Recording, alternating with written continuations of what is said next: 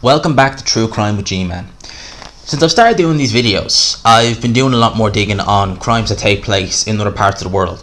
Because if you take a country like America, which is a very, very big, very densely populated country, a lot of the crimes that happen there, even some heinous crimes, like one we're going to talk about here, they don't get reported. They certainly don't get reported over this end. Unless it's a very spectacular crime or the person has done really horrendous things. Like, for example, I remember people saying that even in the UK, the arrest of Jeffrey Dahmer, who was a famous American serial killer, the crimes he'd done were so horrific and apparent that it was being reported in Ireland, in the UK, it was being reported pretty much everywhere. But for the most part, horrific, I should say, crimes in the US, they very seldom get reported over here, or if we do, it's really down the kind of lower end of the spectrum in terms of like mainstream media outlets. Now, this is a crime I wasn't aware of until very recently. And the more digging I do on this, see, when I look at these crimes, I look at serial killers, I look at criminals, you think to yourself, could this have been prevented? Was there any way that this could have been prevented? For the most part, you could look at it and say, potentially, yes. Like if you look at Chris Watt, that relationship was failing. That relationship should never have happened. So that crime, certainly from my intense purposes, from my perspective, could have been prevented. This crime, however, sadly, I think that these two very good, extremely caring, extremely devout parents, I think their fate was pretty much sealed, irrespective of the decisions they made, which I'm going to talk about right now. There's a man by the name, and I used the word man in inverted commas, because he sure as hell isn't, called Joel Guy Jr. To his family, he was known as Joel Michael. He was the youngest son of Joel Guy Sr. and the only son and only child of Lisa Guy. Now, his dad, Joel Guy Sr., was married twice before. He was married twice to the same woman, and he had children with her. They obviously got divorced for the second time, but that was the end of that. That's where he met Lisa Guy. They got married, had Joe Jr., and, for all intents and purposes, lived a very, very good life. There are excerpts from the court cases where he's being sentenced, where his sisters, Joe Jr.'s sisters give, they talk about what life was like. Now, a lot of the time when we talk about people who've committed heinous crimes, the name for this is petricide, because he didn't just kill his parents, he killed and desecrated their bodies.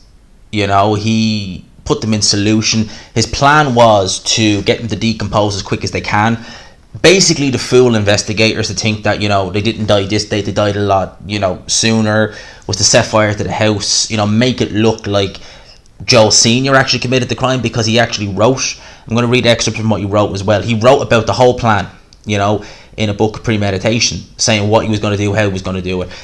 Joel Jr. made himself out to be some kind of smartass, made himself to be out to be this, and even the judge said, he made himself out to be very intelligent. Well, you're very much not.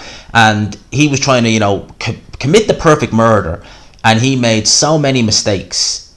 It's actually quite laughable to think that this guy really did believe he could get away with all this. It's actually really, it shows, and on the surface, you would look at this guy, because I'm going to touch upon his background now in a sec, and you would say this appears to be on the surface a very intelligent man, someone who has the means, and literally had the means, to do whatever he set his sights to in terms of academically, but obviously not the case. Now, this family were they were from Knoxville, Tennessee. Now, I'm just going to read verbatim a little bit about the family background. So Joel Michael Guy Sr. was a pipeline engineer designer. He was married to Lisa Guy, and she was a human resources accounts payable administrator. So they both had very good jobs. This was, again, like when we hear about people who committed heinous crimes with their family, or people who've gone on to commit very heinous crimes, more often than not, you look at their upbringing, you look at their childhood, and you look and you think, oh, well, I know where the rage kind of came from there. If you look at someone like Edmund Kemper, who was a famous American serial killer, he's still alive. He was raised with a very poor mother, very abusive mother. And in fact, he actually committed a murder when he was underage of his grandparents. And he spent time in jail for that, obviously, but was released at the age, I think, about 21. And they actually erased that from his record. Imagine that, erasing murder of your grandparents. But the people who psychoanalyzed him said that we feel he's safe to be let out into the real world, so long as he is not nowhere near his mother. Never see his mother again. So what did they do? They put him with his mother. He went on to become a serial killer. Shock horror. And he killed his mother in a very vicious way. I'll talk about him in another video. But you look at that and you see where the anger came from. You see that he had a piss poor mother, who mistreated him poorly. And you kind of look at that and you think, right, I can see where the anger stems from. I can see where, the upbringing wouldn't have helped. John Wayne Gacy, for example, was horrifically abused by his father. He was sexually abused as well. So you look at that and you say, do you know what? I can kind of, it's not a pass, but I can see, that you've already started mixing a cocktail here and it could go all over the place. That's kind of what you look at. With this guy here, Joe Guy Jr., I mean, you literally couldn't have had a better upbringing. He had two parents with good jobs who idolized him. They doted on him. The sisters, as I said, who gave excerpts and spoke about what life was like, with their dad, because they were raised by their mother, because there was a big distance between their dad and their mum.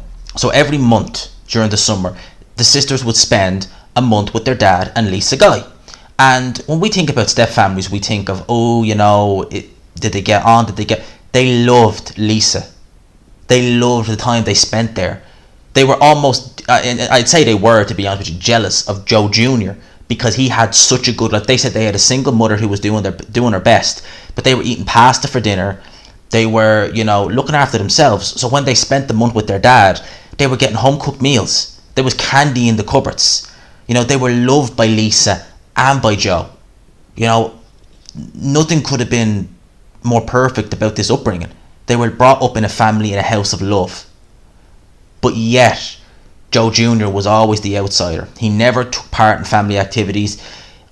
I suspect to me, Joe Jr. should say, is a clinical psychopath. There's no two ways about it.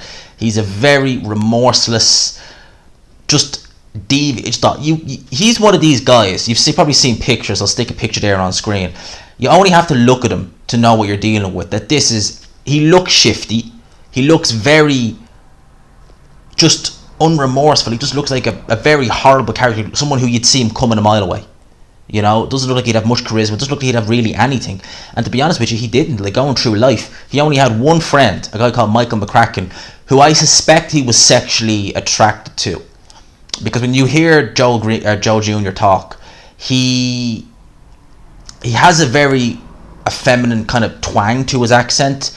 It's very effeminate. And the way because when he was in jail, he spoke with McCracken over the phone, and you can actually listen to it. It's available on YouTube. And the way he's speaking to him is not how someone would speak to a friend. This is like you're leaving your partner. It'd be like me knowing I'll never see my girlfriend again, me ringing her and telling her, you're the best thing, you're this. It's like that. So I suspect there was a bit of, potentially there could have been, sexual, confusion with Joe Guy Jr. Because he does appear to be, it appears like this McCracken guy is the only person he ever really cared for. And I suspect he cared for him not just as a friend, but on a deeper level than that. On a very deeper level than that. So, as I said, this was a very, very close family. They were a tight little unit, and, as they grew up, they remained close, The daughters of Joe Sr., they've lost their dad, they've lost their stepmom. They were still referring to Lisa as a mother. They referred to her as another mother. That's because she loved them. She cared for them, treated them like their own. So this was, as I said, this was a house of love. This wasn't a house of pain. This wasn't someone who was neglected. This wasn't anything like that. This was someone who couldn't have had a better upbringing. He two-parent family, both looking after him. Dinner cooked at 5 o'clock every day. Dad comes in from a good job. Everything he could have ever wanted. Literally everything he could have ever wanted. His parents even kept his toys after he moved out. For all intents and purposes, this was a spoiled kid. They kept Beanie Babies from Joe Jr. So he was doted on. But from very early on, as I said, he was a bit of an outsider. He's brought up, he never went without. As I said, I suspect that he would have felt jealousy very early on towards his sisters, because he would spend 11 months of the year being, looked after fully by his mum and dad, and then his sisters come to stay with him for a month every summer, and he's having to share it. I get the impression that even early on, he was probably getting resentful and probably feeling like, this is all mine, what are you coming in taking it for? Do you know that sort of way? So when Guy started to grow up, he was sent to school. He was sent to boarding school, right? But it wasn't because he was a bad person. It wasn't because he was doing that was, out there. No, he was actually sent to a boarding school for the academically gifted. This was on the outside, this was a bright boy, right? This was a bright boy, and to me, it kind of would have represented a level of arrogance. So he probably would have already got that bit of arrogance on top of being, looked after well and doted on by his parents. He would have probably felt that, I'm in a special school, I'm in and boarding school. I don't agree with boarding schools personally. Some people may disagree and say, oh no, they're great places. Personally, if I had kids, I would not be sending them to boarding schools. I don't like the idea of a kid needs to be around their family. They need to be around friends and family. They need to be out of that environment. They don't need to be in it all the time. That's what boarding school essentially is. So me personally, if I have kids, which I hopefully will someday, I would be sending them to normal school. I wouldn't be sent to a boarding school, definitely not. But in the boarding school, as I said, he was an outsider. He only had one friend, which was that Michael McCracken guy who I spoke about, who he remained friends with throughout college and, up until he went to jail, basically. The interesting thing is Michael McCracken, yes, he had a very good relationship with Joe Jr. I suspect that he saw violence. I'm just going to call him Guy Jr. because Joel is kind of I'm calling him Joe or Joe. I suspect that he's seen violence in Guy Jr. before. Because he said even when he was on the phone to him that he wasn't at all surprised about this. What does that tell you? That tells you that this guy maybe has some no pun intended, this guy maybe has some skeletons in his closet. Maybe there's more to him than even he's let on. And he strikes me as the kind of guy where he'd be happy to keep that secret. Because you've committed a heinous murder, and best believe, I'll get to it now in a little bit, this was a heinous murder. Oh, make no mistake, this was a gruesome, violent, horrific murder, what he tried to do. Dismember his own parents, his parents who never done a thing other than love and support him. That's pretty crazy. Guy Sr. and Guy Jr., they did have a bit of a distant relationship, certainly while Guy Jr. was in boarding school. McCracken did say that he never met Guy Sr. at all. He never came to visit him, never done any of that, and any kind of communication he received was from his mother. Now that to me, that's not uncommon. I mean, at the end of the day, let's say I have a daughter, and God forbid, in an alternate universe, I sent her to boarding school. Well, me and your mom, we're going to be living in the same house. We're doing what we did every day. So is it necessary for both of us to write to you? Realistically, when you think about it like that, should she send a card one day and then I send it on the same day? Yeah, I'm with your mom today and your mom's with me. There you go, job done. No, so that's not bizarre that only the mother wrote. To be expected, you would imagine. What's the dad going to say? I'm with your mom today and she's with me. There you go. So, Guy was, as McCracken said about Guy, he was, even when he was staying with him in boarding school, he never really fit in with anybody. He never associated with anybody. He would always stay reading. He would look upon his PC, his laptop, and he never really just seemed to fit in. And psychopaths, yes, some are definitely like that, where they do have a hard time fitting in. Some of them find a way to ingratiate themselves. You see, certain psychopaths can be very charismatic. Like you look at Mick Philpott.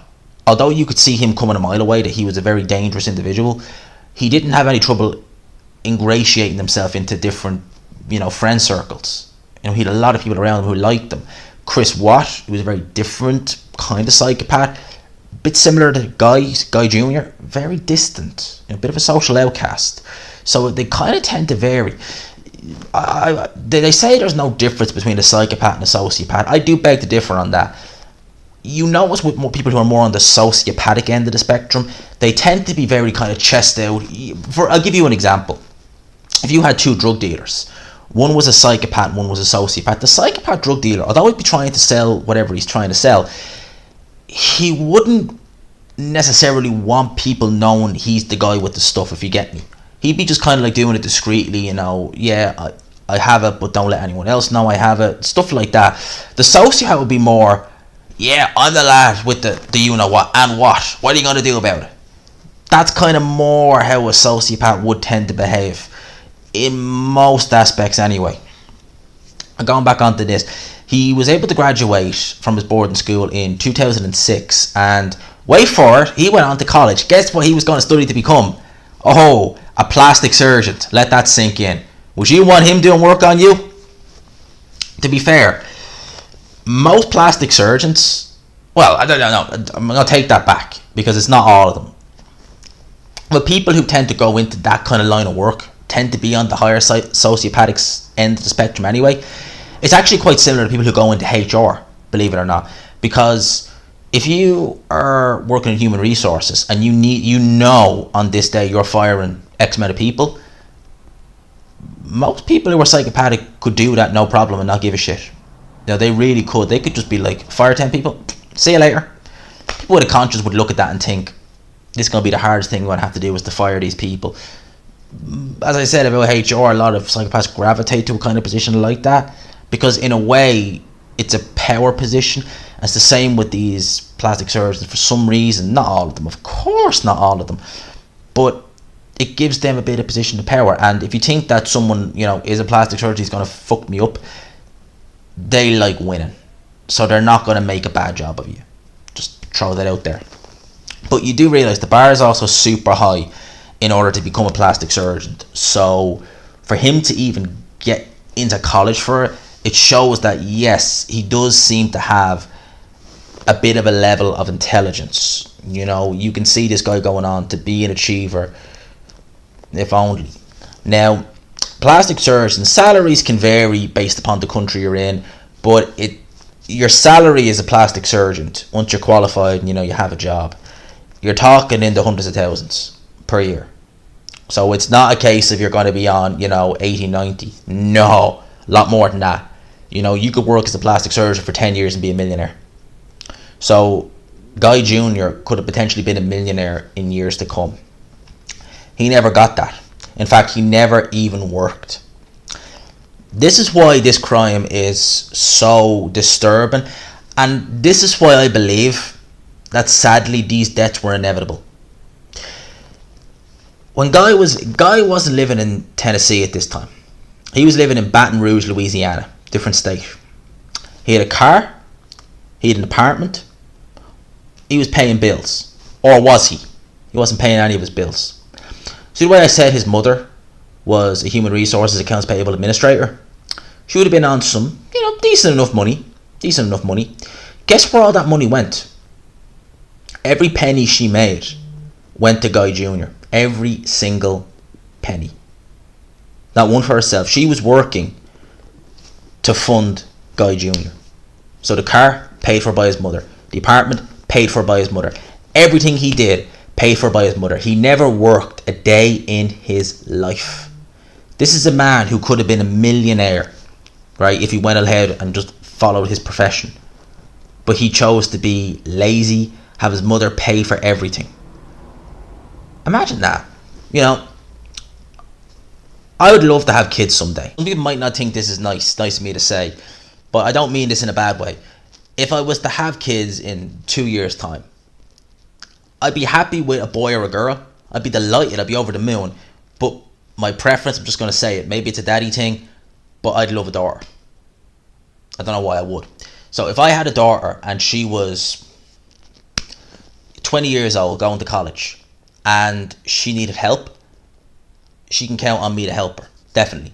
I'd support her financially to an extent. I wouldn't let her take the absolute you-know-what, but you would support your child.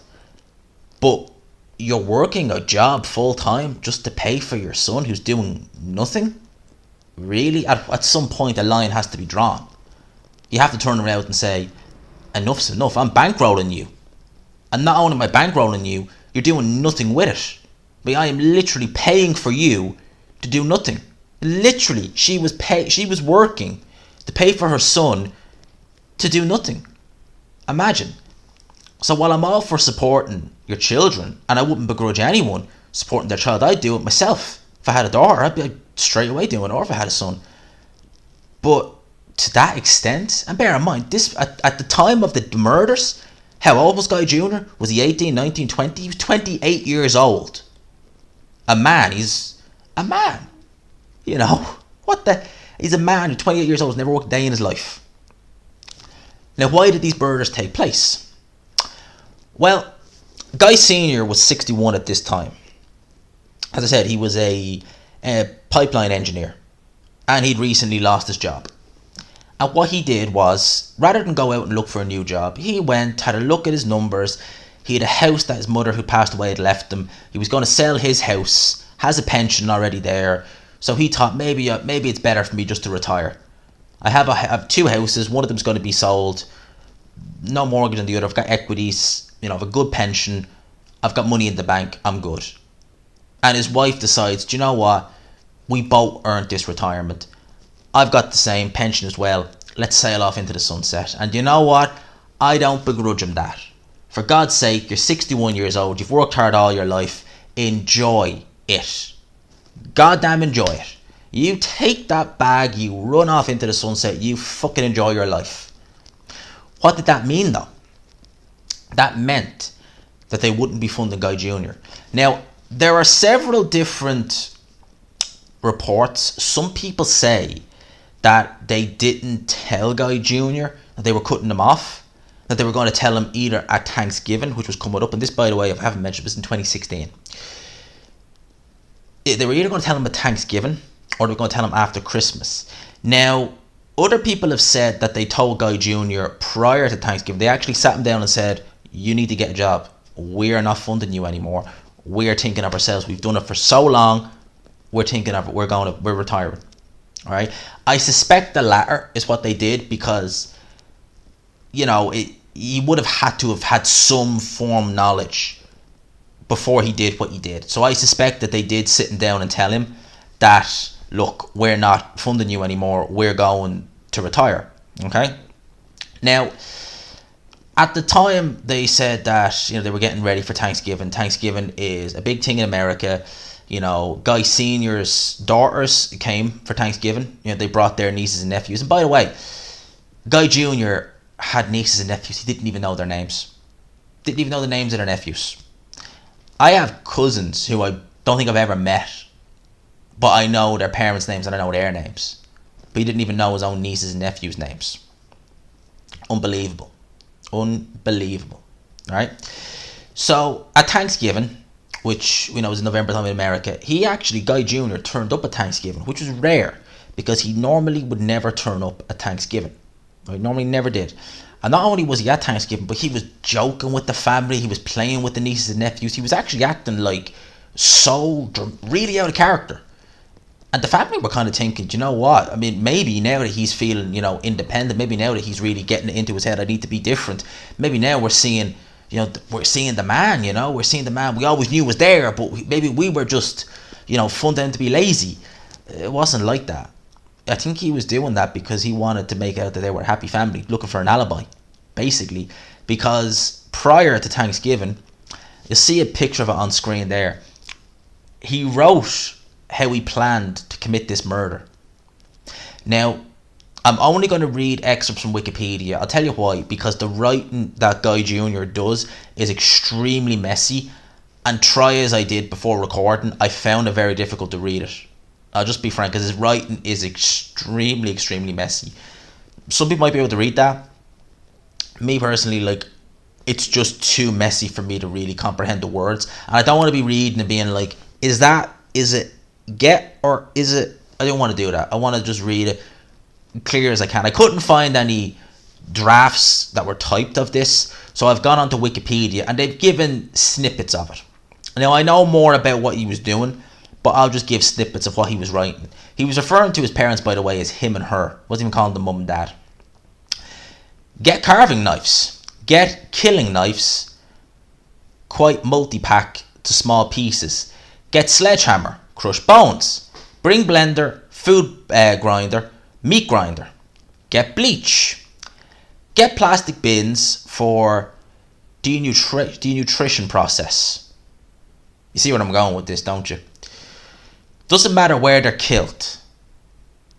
Get rid of bloody spots to prevent evidence of time of death. In brackets, not the mattress or couches. Get rid of bodies, get rid of bodies inside house and DNA. My DNA already. Open up doggle door to prevent entry, because he's kind of got that scribbled out. He needs to be blamed. So he wanted to kind of prevent entry to make it seem as no one could come in. So no one could access this property, make it out as though the dad did it. Because he even spoke about placing some of his dad's DNA underneath his mother's fingertips, so it looks like they got into a struggle, they got into a scrap, and his plan was to burn the house down.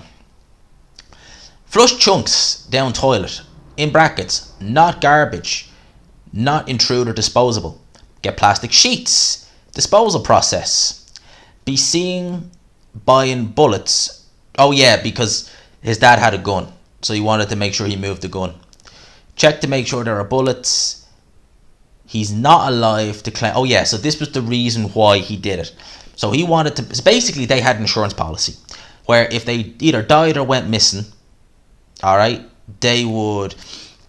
Well, if they either died or went missing, he would be the sole beneficiary, right? And he says here, make sure he's not alive to claim her half of the insurance money, all mine. I don't understand why he's writing, all mine as if he needs reminding. Because he's the one writing this. He knows what he's going to do. Why is he saying that it's going to be mine if he's writing it? I don't know. 500,000 or more. So, yeah, essentially what he was trying to do was he was killing his mother, make it look like the dad did it, set the fire to the house, and that the dad went on the run. That's basically it. Flood the house, cover up forensic evidence, turn up heater as high as it goes, speed up decomposition, and remove fingerprints. Yeah, that's not going to work, mate. You do realise fingerprints can survive on I think 800-900, maybe more. So just doing that ain't going to do shit. Just so you know. But he didn't know, obviously. Bleach reacts with iodine, just like blood. Double bleach areas, big sprayer. Trash compactor, question mark. Bodies, give time for alibi. So yeah, what he was planning on doing was he was planning on committing these murders and then going back to his house in Baton Rouge. He actually wanted to set his mother's phone up to send a text to his phone, I believe on the Sunday, so it made it look like, oh, well, where was I? Well, look, I was in Baton Rouge. My mother texted me on the Sunday, so it couldn't have been me, despite the fact he actually brought his phone there to Tennessee, to Knoxville. And yeah, shock horror. I don't know if anyone told you this, but they can check that, by the way, where you are just because of your phone. So even though you thought you were smart, setting all this up, you brought your phone there. Right, you abandoned the bodies, and I'll get onto this now in a second. Don't have to get rid of the bodies if there is no forensic evidence on the bodies, his fingerprints and DNA. Now, whilst he was preparing for this, there was surveillance footage of a lot of what Guy Jr. was doing. And guess what? He was paying for all this in cash. Guy was caught on surveillance cameras buying supply items he would later use to murder and try and dissolve his parents. He used cash for every transaction and self-checkout most of the time. He bought supplies for the murder as early as November 7th. Bear in mind, Thanksgiving is the end of November, so he was planning this well in advance. Buying several items at Ace Hardware store in Napoleonville, including muriatic acid, food-grade hygiene peroxide. On the 18th at the Home Depot, he can be seen buying bleach sprayers, extension cords, and a timer. At the Sports Academy on November 19th, he is seen buying a Marion-style cabar knife. I know what they look like. They're not nice knives. I don't buy knives, by the way, if anyone's wondering. Don't buy anything like that shit. On November 21, he can be seen at Knoxville Walmart buying blue totes large enough for dismemberment bodies to dissolve in. I mean, he really was. He was going full-blown Jeffrey Dahmer on these. Lisa Guy is also caught in surveillance footage shortly before her murder buying supplies at Walmart at approximately 12:15 p.m. I'll get to the murders now. Alright, he killed his father first. On November 26th, Guy attacked his father with a knife in the second floor exercise room while his mother was out shopping for groceries at Walmart. The scene showed evidence of a struggle with torn blinds, blood on the walls and a corner, and an overturned Bowflex machine. Before I carry on reading, can you imagine that? I don't even want to. Can you just imagine your son, who you've raised, who you've loved, and he's coming with a knife, and it wasn't just once, that it was, you're having a struggle, he's trying to kill you. And you've done nothing to this child other than love him. For 28 years, you've loved this child unconditionally. And he's doing that to you. Can you imagine? It's not even worth thinking about, to be honest with you. Guy Sr.'s clothes were cut from his dead body, Jesus, and left near where he was killed. 2 large lives lay nearby, and his bloodied pack of cigarettes lay on top of his clothes pile. Jesus, people. Oh, and I must actually, they had a dog, and he was contemplating in the notes. I remember one of these was what I listened to, actually, whether to kill the dog or not. He didn't kill the dog. I do find that strange when, you know, you'll go in and you'll kill people, but you let the animal live. They do say psychopaths tend to have more sympathy for animals like dogs than they would for human beings, because dogs are loyal. I mean, you can slap a dog, you can kick it, and the dog will still love you. Human beings, they won't. Lisa Guy came home through the front door and dropped the groceries on the foyer. Yeah, literally, there's surveillance footage from the police, and the groceries are just dropped. They're just dropped. So 2 things spring to mind. Either she came home too early and she might have heard the commotion going on upstairs. I suspect what happened is she came home, Guy Jr. was already there. He called his mother up, maybe said something happened to Dad. She dropped the groceries, and sadly he proceeded to do the same to her. She was killed with a knife. 9 of her ribs were severed. Her clothes were then cut off from her body and left near where she was killed. Several tubes of Sawyer line cleaner, and by several tubes of Sawyer, I mean, imagine people, just your parents, you killed them. You're cutting their clothes off. You're dismembering them. I'll tell you this is grim. Guy Jr. cut his mother's head off and put it in a pot that she probably served him food from, and boiled it. The police actually walked by it while they were walking into the house doing a welfare check, believe it or not. We carry on. Guy Sr.'s hands were removed at the wrist and left nearby on the floor of the exercise room. You can actually see, well, obviously it's not there on that, because obviously I'm not going to show that, obviously. But the police noticed that. That was the first thing they seen when they went upstairs when they were doing a welfare check. I'll explain how the welfare check came about now in a second. Guy's head, Mrs. Guy's head was removed, carried downstairs to be put in a stove and heated. At the trial, forensics examiner testified her head was not cut but broken off with force. Jesus. Both victims also had their arms and legs disarticulated.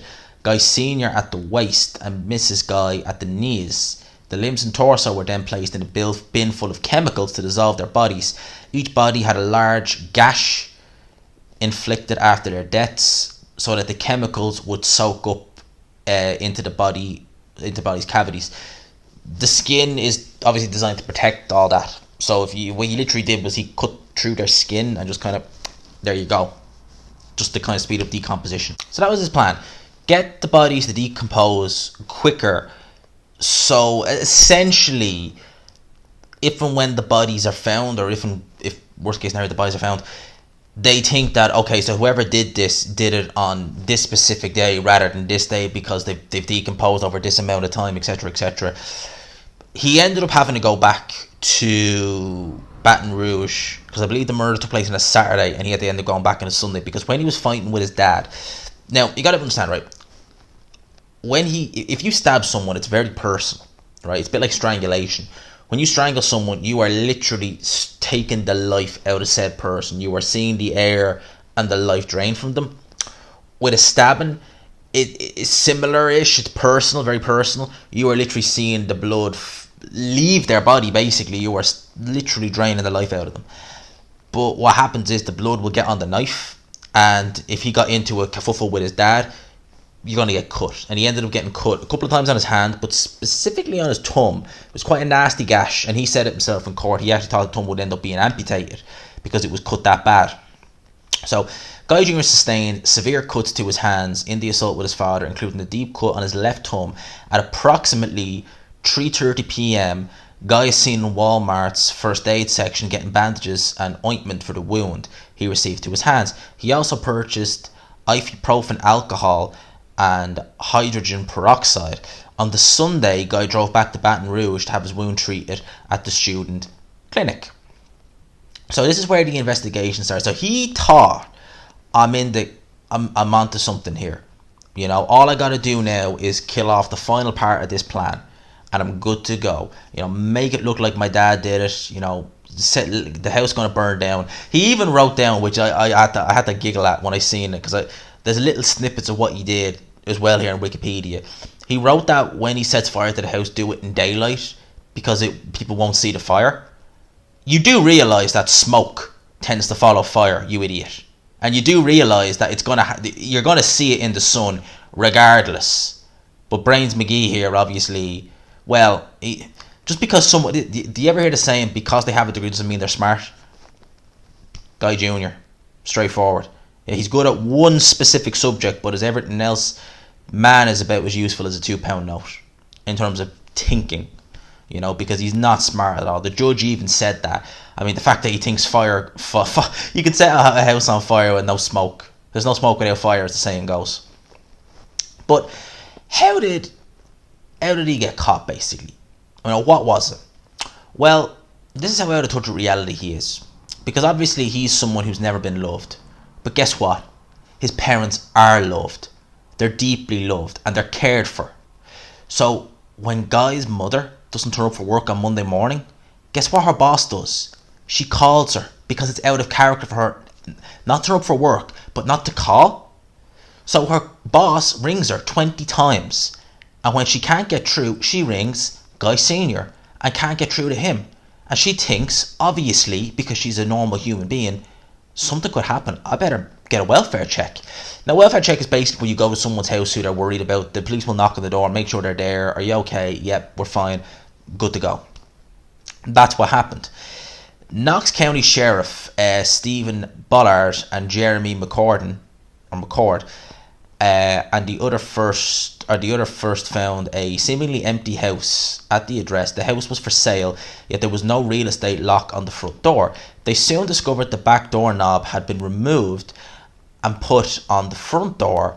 They could see groceries on the floor, including perished items such as bacon, sausage and ice cream, through the front door.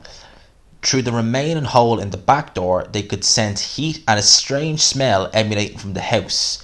And from the angle, they could see the groceries. One officer entered one of the homeowner's cars and pressed the garage door open, which allowed the police to access the house. The smell they were smelling was the chemicals that Guy Jr. was mixing, and probably the body's decomposing as well, to be fair.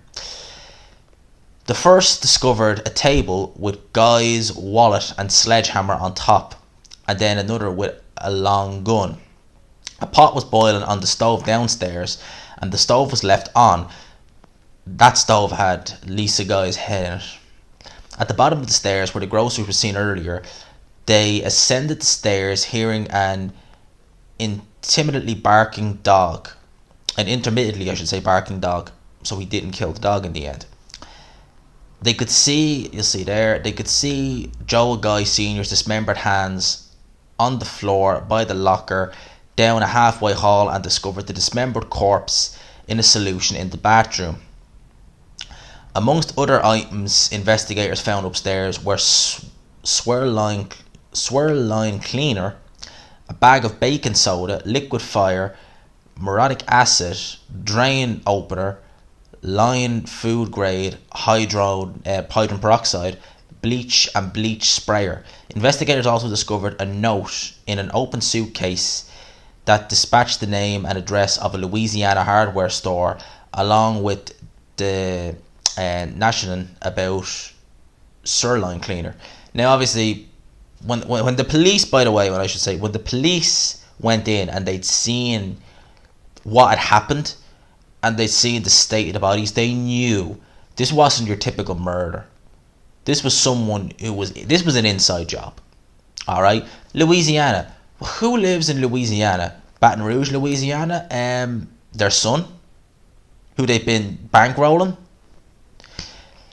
The toxic fluid required. Okay, we don't need to read that because it's more sciencey than anything else. But straight away, they started suspecting him. Remember how I said earlier that he had set his mother's phone to send a text to him to give him an alibi that he was in Baton Rouge? Yeah, well, as I said, he brought his phone with him. So they were able to actually get the signal and see where he was, at certain times. Of course, they were able to see that he was in Knoxville, Tennessee.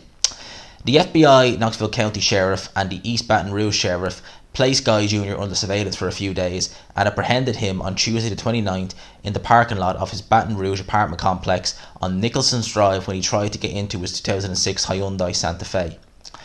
When Guy's car was opened in Louisiana, he had a meat grinder in the trunk.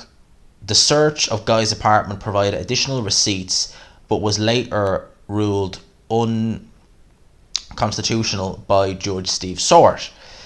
So he was arrested, charged with the murder. It was pretty much a slam dunk. They pretty much had everything they needed to get this guy. He pled not guilty, of course, but it was a slam dunk that he was guilty. He was going to get it. Slam dunk. No ifs or buts.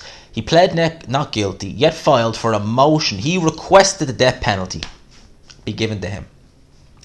He actually requested that someone like Guy Jr., who I'm going to sound like a prick for saying this, but he looked like the sort of person you'd bully. He does, doesn't he? He looks like the sort of person you just bully. Can you imagine him in prison? Man. Guy's defense. There was no defense, by the way. They're literally... You can see what the defense were trying to do. They had writing, right, in his own handwriting, and their only kind of defense was, well, do you know for definite that Guy Jr. wrote that? There you go. It proves he's not guilty. There really was no defense. He was found guilty as charged. The trial took 4 days.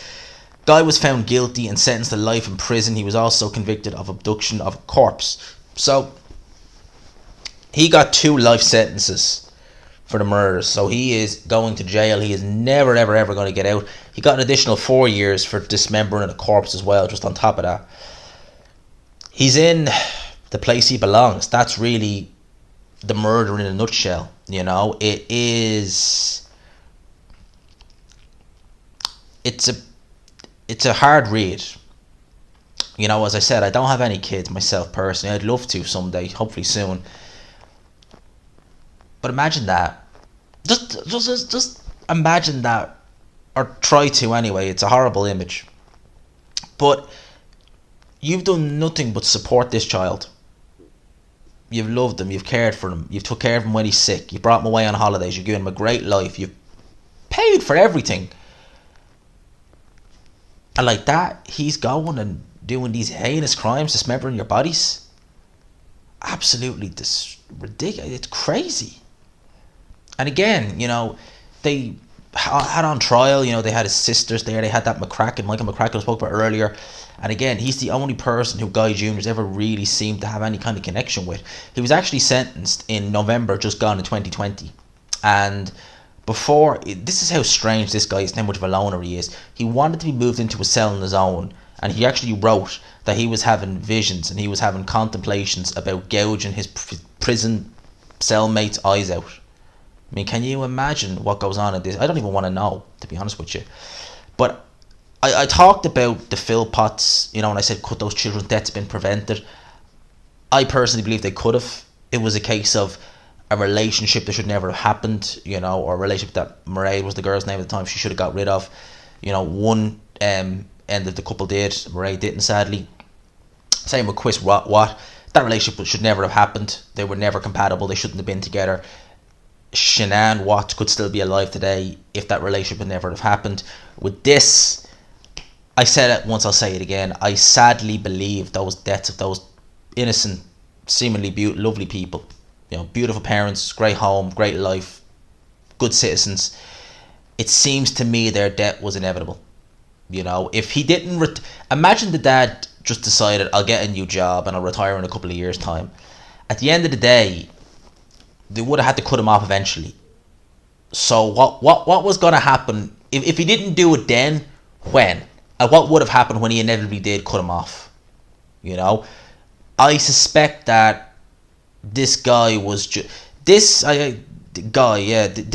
fool, whatever you want to call him, is a man. I tell you that. This was someone who just was like a vampire. He was sucking his parents dry, and he felt such a sense of entitlement.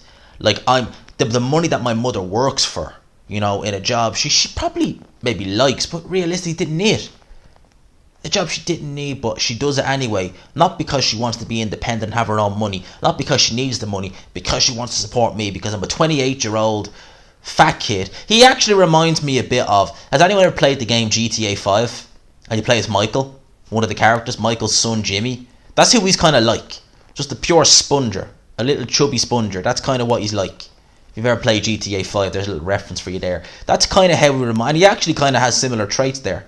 You know, the hair and the immaturity. That's one thing about Guy Jr. that strikes me, is the immatureness of him. Is that it's like, you know, my mom's not paying for me anymore. I'm going to have to get my own job and pay my own way. Well, yes. You are 28 years old at the end of the day. You know, geez, I've been paying my way. Like, I still, obviously, don't have my own home. Like, I still live at home, but I still pay my way. I have bills to pay that I pay. You know, pay car, pay TV, pay phone. Pay it all myself, right? And this guy's never had to pay for anything in his life, right? And when the idea of him actually having to get up and do a day's work, he kills his family. What the actual fuck? What the fuck? And again, like, you could say, could you have spotted something earlier? He never seemed to, at least the more I've researched, he never showed any real violent streak unless he did it behind closed doors. You know, he never really showed it. Didn't appear to be much. Looks like the sort of person who would be an outcast. You know? So it's very hard to say you should have seen this. What could you really see when he wasn't really showing you much to see? You know? I mean, there's no history of him being violent to animals or having any, you know, kind of weird sexual fetishes or anything like that. There's nothing really like that. This is just someone who just, a spoiled brat who just happens to be psychopathic as well. That's a very bad combination. You know? Thankfully, he is where he belongs. You know, he will get his wish. He will never have to work a day in his life. Never, never, never. Because he's going to spend the rest of his life behind bars. And the judge said it himself. He goes, son, if I gave you 500 years and you lived to be 500, it wouldn't rehabilitate you. You're a lost cause. The judge said he's never seen such... What's the word? He's never seen such a vile attack, not only on parents but on bodies in 30 years of judging. And he said he hopes he never sees it. He hopes nothing ever tops this case, because it's a terrible, terrible case. Joe Guy Jr., complete and utter psychopath. And even at the trial, he's seen laughing at certain points in it. He literally looks like the sort of person who's like, I'm guilty, yous all know it, I know it, sentence me and let me go. He doesn't give less of a you-know-what. He literally couldn't care less. That's what he looks like in these trials. He's where he belongs. He is where he belongs. He'll never have to work a day in his life. Or actually, no, you do have to work in prison, don't you? So maybe he will, actually. Maybe that's the ultimate, you know. Maybe that's the ultimate, you know, irony. And now he'll have to work because he's in prison. I can't imagine he's going to be a popular prisoner, by the way, either. So that's the story on Joe Guy Jr. I didn't know much about this until I started doing research on some more of these crimes, and I am enjoying this, I have to say, doing this channel. I was not well the last week, I was sick, so I couldn't do any recording. I've been looking at a lot of cartels. I know, yeah. I'd say, like, if I get my girlfriend to look at my, like, history, she'd be like, what the hell? I'll be like, nah, it's for YouTube. But I'll be doing some cartel video. Maybe next video I do will be a video on the cartel, because some of the things that are going on there are pretty damn crazy. And to be fair, they're not as long if you want to talk about them. Like, you can do a cartel video on something, you can have it done in about 10-15 minutes. These take a little bit long. Well, they do. I mean, I would imagine it's going to be about a half hour, maybe longer video. So maybe some people like that, but you know, I'll definitely look at doing a cartel video for next week. For now, I'm going to leave it at that. I hope you enjoyed the video. If you did, smash the like button. We help this channel grow. And, you know, the more it grows, the more time I can put into it. You know, not that I want to, I'll probably do one video a week, but it just help it grow. You know, I can have this and I can have my other things going on the side. And, you know, I want to see what the community of crime is like as opposed to other communities here on YouTube. So let's give it a go. Let's get the likes up. Let's try and get some subscribers in and see where this goes. For now, lads and lassies, I went full-blown G-man there, lads and lassies. For now, I'll talk to you. Peace.